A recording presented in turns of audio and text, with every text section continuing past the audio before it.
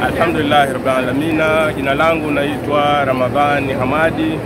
Mimi natokea Zanzibar. Nimekuja kufanya ibada ya hija ya mwaka huu, mwaka 1445 wa Kiislamu. Ni sawa na mwaka 2024. Wito wangu kwa vijana wenzangu, mimi umri wangu bado ni mdogo na ni umri wa changamoto nyingi, lakini alhamdulillah Mwenyezi Mungu ametuwezesha kuja. Kwa hiyo vijana, wito wangu kwenu ni kwamba kwa yeyote ambaye ana uwezo wa kifedha, nguvu, basi aje kutekeleza hii nguvu ya 5 ya Uislamu, ambayo kuja kwake huku kutakutangia sisi kuendeleza yale yote yaliyo mazuri.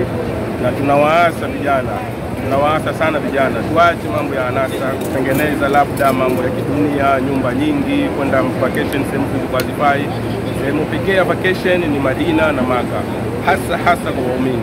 Kuna faida kubwa sana inapatikana ndani yake, na tunawaomba kwa umoja wao kama Zanzibar, basi waache mambo ya anasa, waache kimaskani na faida, na waje kutekeleza. Mimi nimekuja na kikundi cha Zanzibar Hajj. Zanzibar Hajj ni kikundi ambacho kwa kweli kinashirikiana na kila mtu, anayejua, asiyejua, aliyenacho na asiyenacho, kwamba hawana ubaguzi na mtu yoyote.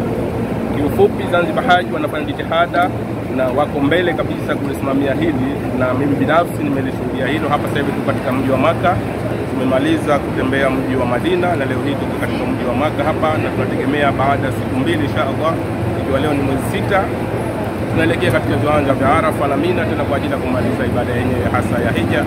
Tunashukuru sana Zanzibar Hajj, na tunawapongeza uongozi mzima wa Zanzibar Hajj kwa mashirikiano yao yote, kuanzia watu wa chini hadi viongozi wa juu kabisa. Alhamdulillah rabbil alamin. Shukrani sana. Assalamu alaykum wa rahmatullahi wa barakatuh.